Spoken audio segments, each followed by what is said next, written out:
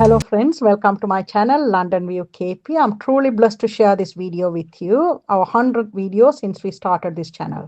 We recorded it at the Archway Murugan temple during the Kumbhabhishekam rituals known as Kirihekal in Tamil, which began today. May Lord Murugan's blessing be with you, with everyone. Come, let us continue watching this special video together. Thank you. Hello friends, welcome to my channel London View KP. இன்னொரு காணொளியில் உங்கள் எல்லோரையும் காண்பதில் மிகவும் சந்தோஷம். இந்த காணொளியானது எங்களது 100வது காணொளியாக பதிவிடுகின்றோம். எங்களுடைய லண்டன் வியூ கேபி சேனல் ஆரம்பமானதிலிருந்து இது எங்களது 100வது காணொளி. இந்த காணொளியை ஆச்சிய முருகனின் அருளுடன் ஆச்சிய முருகன் கோயிலில் தான் பதிவு செய்தோம். இங்கே இன்று கும்பாபிஷேகத்துக்கான கிரியைகள் ஆரம்பமாகியுள்ளது. அதிலே பதிவு செய்த காட்சிகளைத்தான் இங்கே பார்க்க போறீங்கள். இந்த கிரியைகளை தொடர்ந்து 28ஆம் தேதி திங்கட்கிழமை நண்பகல் தொடக்கம் 29ஆம் தேதி செவ்வாய்க்கிழமை நண்பகல் வரை அடியார்களின் எண்ணெய் காப்பு வைபவம் இடம்பெறும். இதனைத் தொடர்ந்து 30ஆம் தேதி புதன்கிழமை காலை 9:45 மணிக்கு மேல் கும்பாபிஷேகம் இங்கே நடைபெறும். இவற்றிலெல்லாம் பங்கு பெற்றி முருகனின் அருள் எல்லோருக்கும் கிடைக்க வேண்டும் என்று வேண்டிக் கொண்டு வாங்கோ இன்று நாங்கள் பதிவு செய்த காணொளியை தொடர்ந்து பார்ப்போம். நன்றி.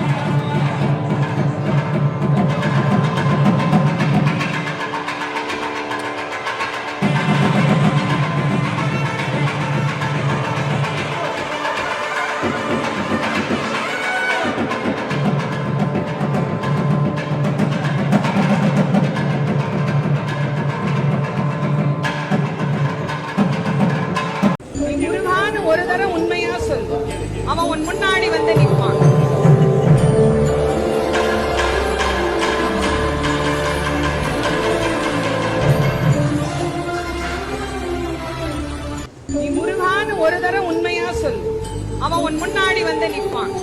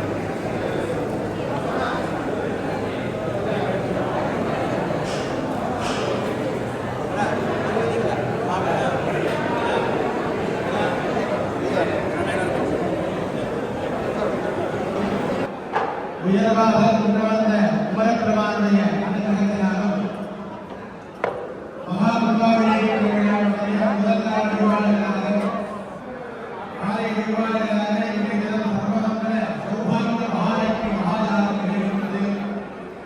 9 ஆச்சாரியர்கள் வந்து 9 மகாலட்சுமிகளை இங்கே ஆராதனை செய்து அவர்களுக்கு சுகத்தினாலே எப்போது ராமாவதியில் சொல்கிறார்கள் ராமாவளிகளாலே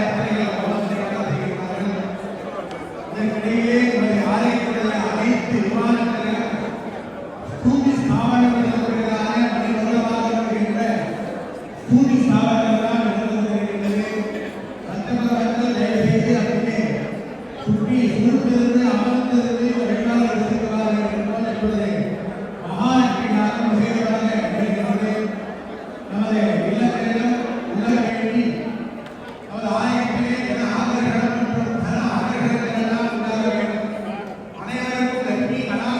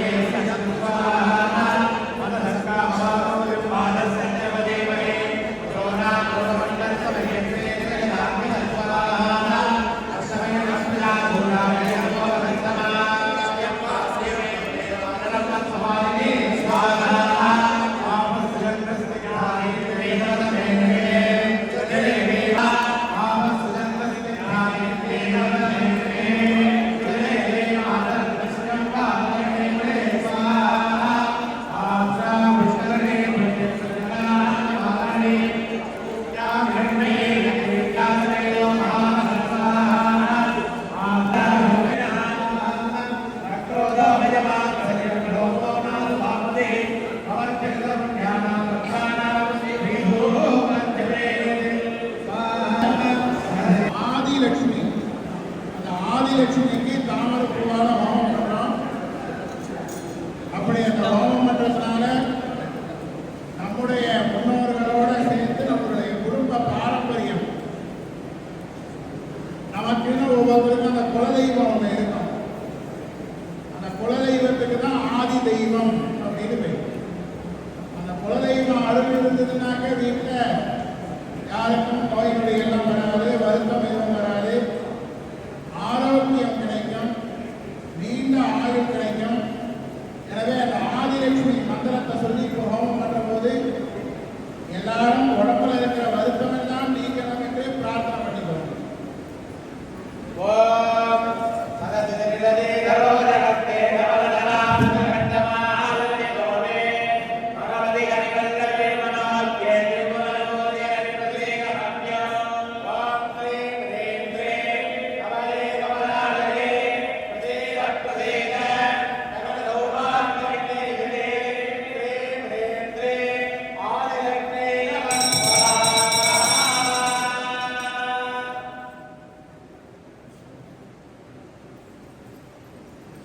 இரண்டாவதாக தனலட்சுமியினுடைய மந்திரத்தை சொல்லி இப்ப ஹோமம் பண்ண போறோம். தனம்னா பணம்னு அர்த்தம். இந்த பணம் இருந்தால் என்ன செய்யணும்னாக்க ரெண்டு விஷயம் நல்லா எல்லாரும் தெரிஞ்சுக்கணும். பணம் சம்பாதிக்கிறது பெருசு இல்லை. சம்பாதித்த பணத்தை தான் அனுபவிக்க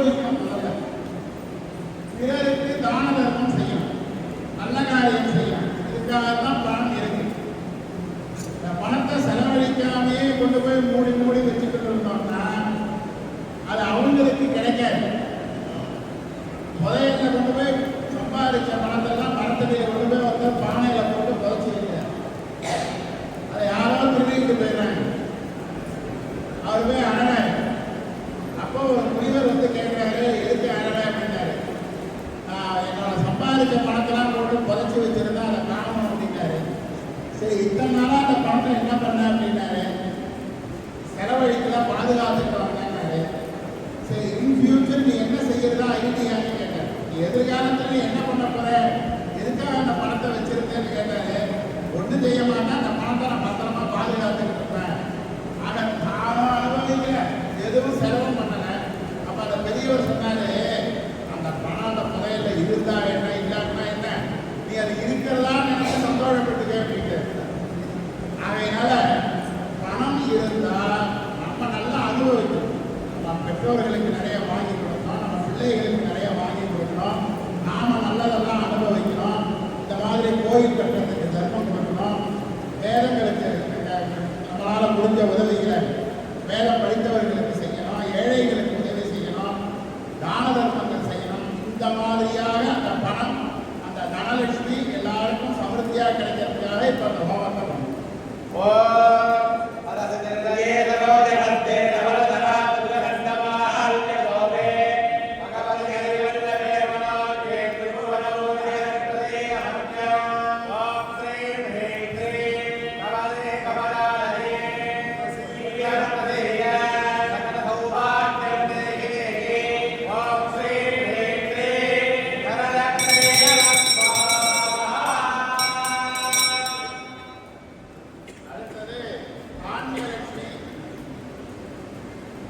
தானியலட்சுமி, தானியம்னா சாப்பிட்ற உணவுகள்.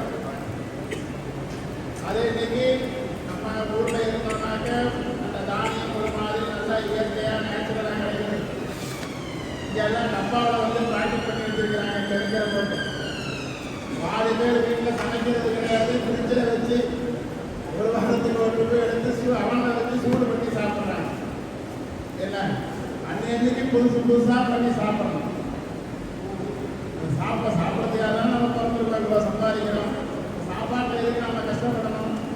எனவே நீ எங்கே போனாலும் நம்ம யாழ்ப்பாணத்து அரிசி கிடைக்கிறது, யாழ்ப்பாணத்து காய்கறி கிடைக்கிறது. நம்ம கோயிலில் சட்டி கோமத்துக்கு யாழ்ப்பாணத்துலேருந்து அந்த பலாப்பழத்தால் சட்டி கோமம் பண்ணலாம். என்ன தமிழ்நாட்டிலேருந்து வந்த காய்கறி எல்லாம் வருது. எனவே அதையெல்லாம் நல்ல சமிருத்தியாக நமக்கு எந்த தடையும் இல்லாமல் கிடைக்கும். தானியங்கள் தான் நமக்கு இந்த பூமியினுடைய நோக்கம் என்னன்னா நமக்கு சாப்பாடு போடுறது. நல்லா தெரிஞ்சுக்கணும். கடலினுடைய நோக்கம் மழை பெய்யும். ஒரு ஆற்றினுடைய நோக்கம், ஆறுகளினுடைய நோக்கம் தானத்தை போகும். மண்ணினுடைய நோக்கம் மக்களின் பசியை தீர்க்கும். எப்படி பசி தீர்க்கும்னா அதுலதான் செடி கொடிகள்லாம் முளைக்கிறது. மண்டையிலையா முளைக்கிறது, செவத்துலையா முளைக்கிறது, மண்ணில் தானே செடி முளைக்கிறது, அதுல தானே தானியங்கள்லாம் உண்டாகுது. எனவே அந்த தானியலட்சுமி அந்த பூமி முழுக்க நிறைய விளைஞ்சி எல்லாருக்கும் பசிப்பிடி இல்லாமல் சுற்றமாக இருக்கணும்னு பிரார்த்தனை பண்ணி தானியலட்சுமி ஹோமமானது நடக்கிறது.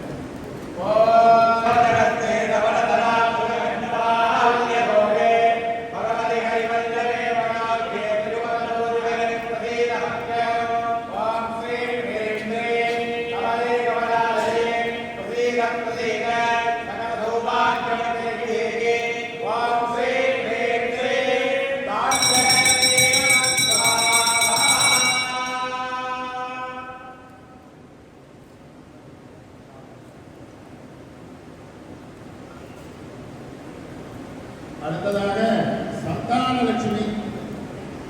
சந்தானம்ங்கிற வார்த்தைக்கு நாம் அர்த்தம் தெரிஞ்சுக்கணும். சந்தானம்னா பிள்ளைன்னு அர்த்தம், அது மட்டும் அர்த்தம் கிடையாது.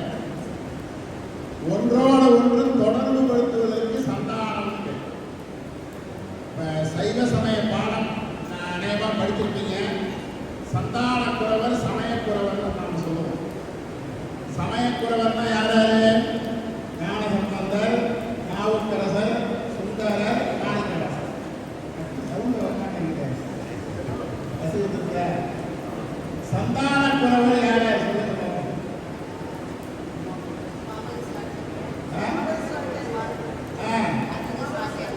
வரிசை இல்லை இருந்தாலும்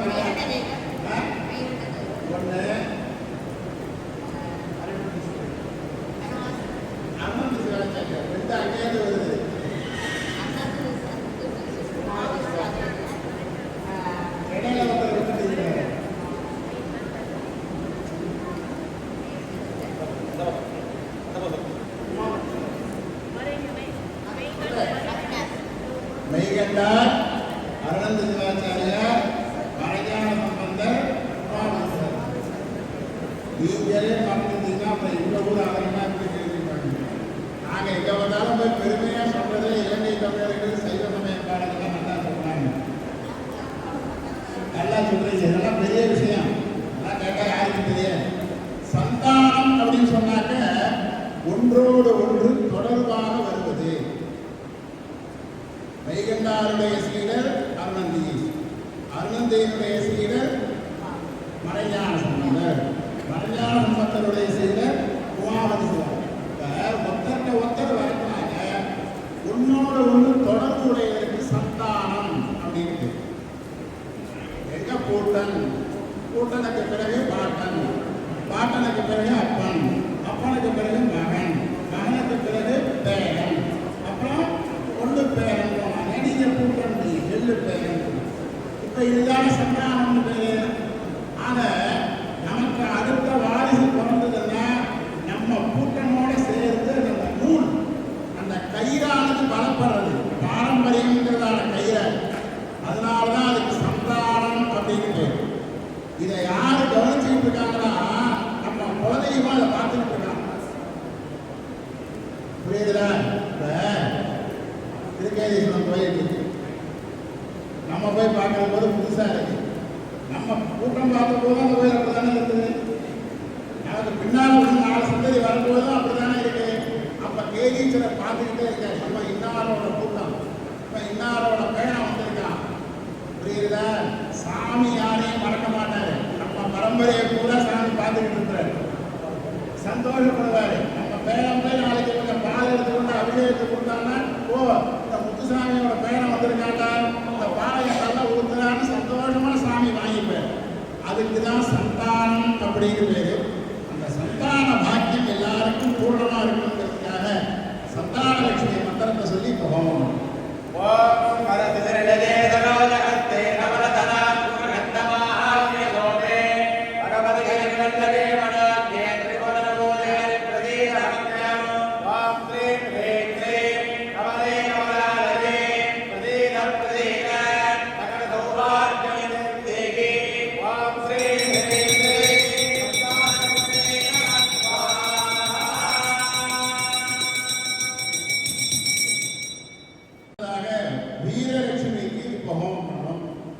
வீரம்னா என்ன அப்படின்னாக்க கோபப்பட்டுக்கிட்டு எல்லாரையும் போட்டு அடிக்கிறது கிடையாது. என்ன தப்பு செய்யாம இருக்கிறோம் பாருங்க, ஒழுக்கமாக இருக்கிறோம் பாருங்க, அதுதான் உண்மையான வீரம். வீரம்னா என்ன? சும்மா கண்முனை போல பேசுறதோ அலங்காரம் பண்ணிட்டு வரதெல்லாம் வீரம் கிடையாது. 4 பேர் அடிக்கிறது வீரம் கிடையாது. யாருக்கு மனதில் உறவு இருக்கோ, மனதில் உறவு இருந்ததுன்னா பேசிக்க மாட்டாங்க. புரியுதா? மனதில் உறவு இருந்ததுன்னா பிழைக்க மாட்டாங்க, தவறு செய்ய மாட்டாங்க. அப்ப அந்த அடுத்தது தீய சக்திகளை கண்டு பயப்படக்கூடாது. நம்மளை சுற்றி எவ்வளவோ தீய சக்திகள், எவ்வளவோ திருநர்கள், எவ்வளவோ சூழ்ச்சிகள் எல்லாம் தானே இருந்துகிட்டு இருக்கு. விஷப்பூச்சிகளுக்கு நடுவில் தானே தாமரை குளம் இருக்கு. அந்த தாமரை குளத்திலே தான் நாம எடுத்துக்கொண்டு வரோம். நம்ம வாழ்கின்ற இந்த உலகத்திலையும் நம்ம சுற்றி எவ்வளவோ கெட்டதைகள் இருக்கு. அதுக்கு நடுவில் நாம் அந்த வீரத்தோட வாழ்ந்து நாம காமிக்கணும். அதுக்கு அந்த ஒரு மனோதைரியத்தை கொடுக்கிற அந்த லட்சுமிக்கு வீரலட்சுமி என்று பெயர். அந்த வீரலட்சுமிக்கு இப்பொழுது ஹோமம் செய்யணும்.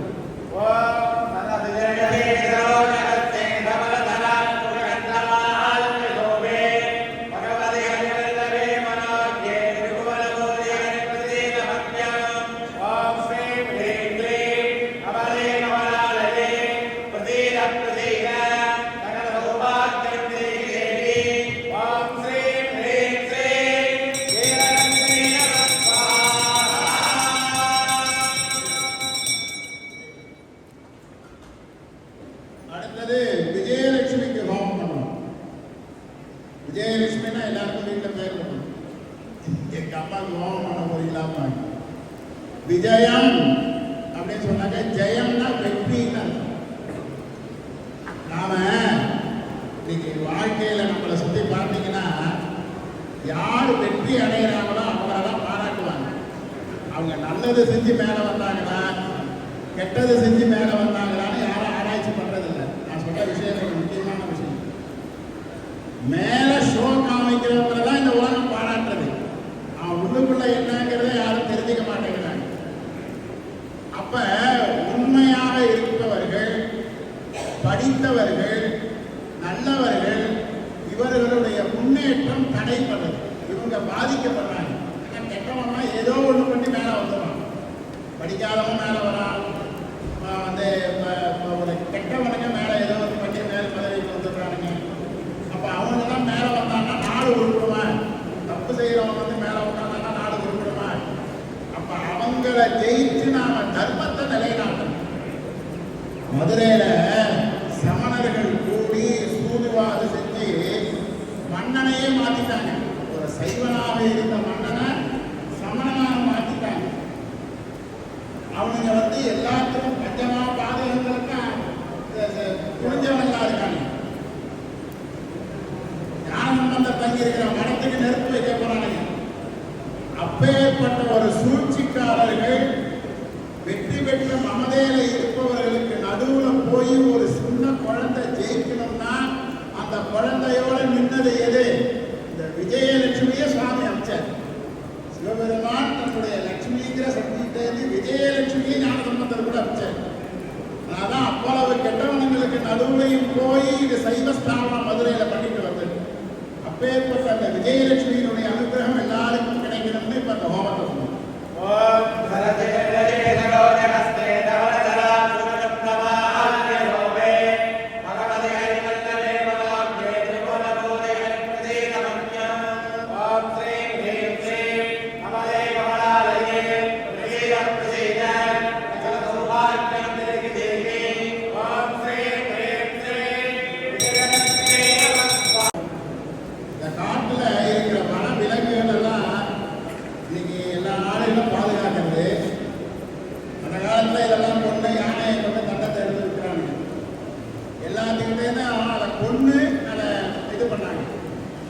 வித்து வியாபாரம் பண்ணினாங்க.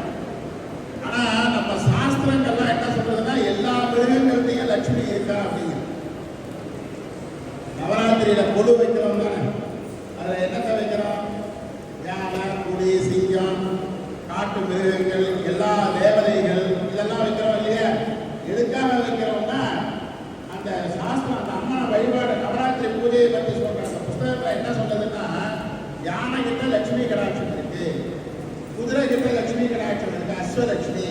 இதனால ராஜாக்கள்லாம் வந்து அதெல்லாம் அரண்மனையில் வச்சிருந்தாங்க. யானையை வச்சிருந்தாங்க, குதிரையை வச்சிருந்தாங்க. அவங்க நல்லா பணக்காரனா இருந்தாங்க, அந்த ஐஸ்வர்யத்தோட இருந்தாங்க. அதனால அந்த கஜம் அப்படிங்கிறது குதிரைங்கிறதெல்லாம் அந்த லட்சுமி கடாட்சம் இருக்கு. அந்த கஜலட்சுமியை பார்த்தீங்கன்னாலே ரெண்டு பக்கமும் யானை அந்த துதிக்கையால அதை பாருங்க அந்த ரெண்டு பக்கமும் யானை இருக்கு. அந்த துதிக்கையில பூர்ண கும்பம் அது வந்து தங்கத்தால செய்யப்பட்டு மேல வந்து நவரத்ன கல்லெல்லாம் இழைச்சிருக்கணும். அப்ப அதுல இருந்து தண்ணியை அந்த அம்மன் மேல ஊற்றிக்கிட்டே இருக்குமா. அதனால அந்த கையில இருக்கிற தாமரை வாடாம இருக்கும். அந்த அம்மன் கையில இருக்கிற தாமரை இப்ப அதுக்கு அம்மன் கையில இருந்தா நமக்கு என்ன பிரயோஜனம்னு கேட்பீங்க. அதுக்காக ஒரு கையை இப்படி காமிக்குது, பயப்படாத வணக்கம் தரேன் கொஞ்சம் வெயிட் பண்ணு அப்படின்ட்டு. அடுத்தது இந்த கையை இப்படி வச்சிருக்கு, லெஃப்ட் ஹேண்ட். இதுக்கு பேர் தான் வரதஹஸ்தம். நல்லா தெரிஞ்சுக்கங்க. வலது கையால இப்படி காமிக்கிறதுக்கு பேரு அபயஹஸ்தம். அபயம்னா பயப்படாத அப்படின்னு நமக்கு அடைக்கலம் கொடுக்குறது இந்த கை. இந்த இடது கையால இப்படி கீழே வச்சுட்டு பார்த்தீங்களா, அதுதான் நமக்கு கொடுக்கிறது. அதுக்கு பேர் தான் வரதஹஸ்தம்னு பேரு. நம்ம கேட்கறதெல்லாம் கொடுக்கிறது. அதனால மேல அந்த தாமரைப்பூ மலர்ந்து இருக்கு, உனக்கும் அந்த லட்சுமி கடாட்சத்தை தரேன், இந்த கையால நீ அதெல்லாம் வாங்கிக்கோன்னு அந்த சொல்லிக்கிட்டதான அந்த கஜலட்சுமியினுடைய மந்திரத்தை சொல்லி போகணும்.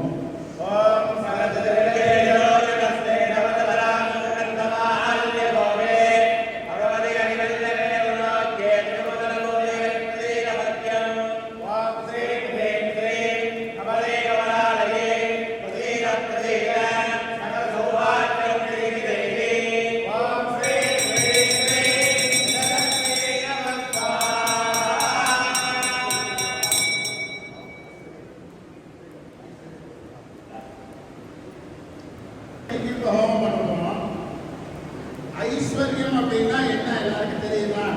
தெரிஞ்சவங்க சொல்லுங்க. ஐஸ்வர்யம்னா என்ன? பெண்களுக்கு தான் ஒரு விஷயம் தெரியும். ஏதாவது தெரிஞ்சா சொல்லுங்க. ஐஸ்வர்யம் சந்தோஷமா இருந்தால் இந்த சாப்பாடு போகுது. ஈஸ்வரங்கிற வார்த்தையிலேருந்து வந்தது ஐஸ்வர்யம். எல்லாம் தெரியும். இது எல்லாருக்கும் தெரியாது. சைவங்கிற வார்த்தை இதுல இருந்து வந்தது. சிவனோட சம்பந்தமுடையது சைவம், விஷ்ணுவோட சம்பந்தமுடையது வைஷ்ணவம், சூரியனோட சம்பந்தமுடையது சௌரம், குமரனோட சம்பந்தமுடையது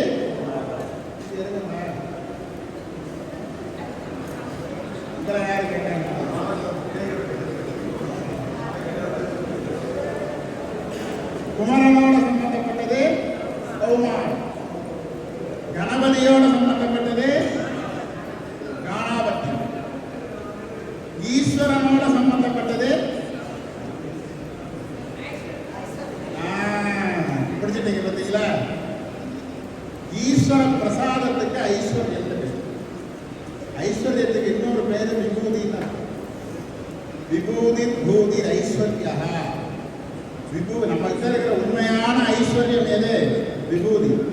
விபூதியை பூசினா நோய் நொடி வராது. நீங்க சொன்ன மாதிரி மனசு சந்தோஷமா இருக்கும். விபூதி பூசினவங்களை தேடி பணம் தானா வரும். அப்ப ஈஸ்வரனுடைய திருவருளுக்கு தான் ஐஸ்வர்யம் அப்படின்னு.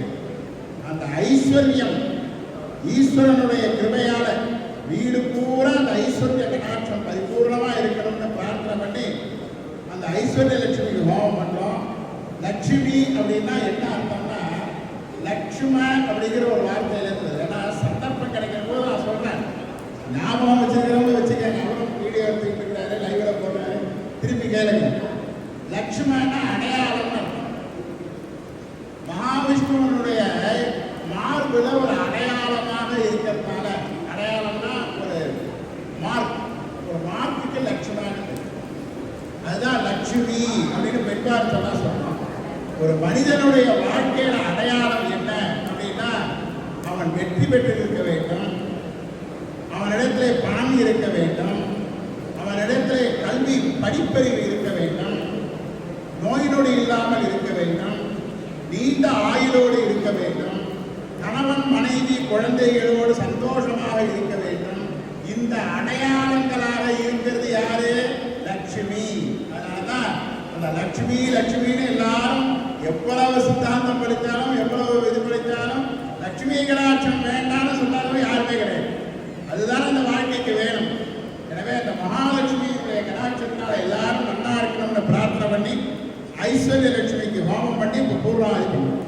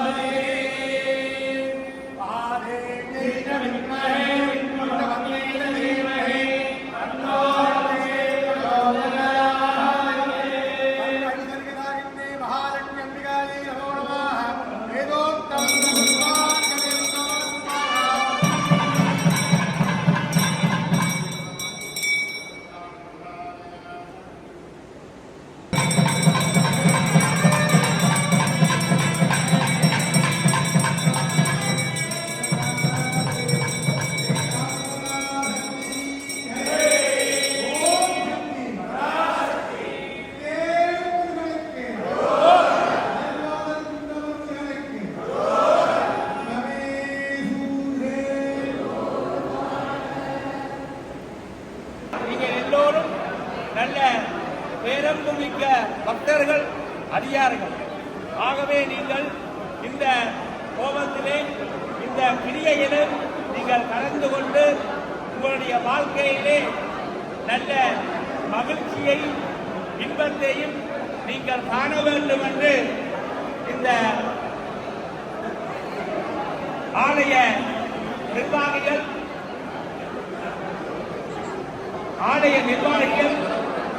சார்பாக சுவாச்சாரிகள் சார்பாக உங்களை நாங்கள் கேட்டுக்கொள்கிறோம்.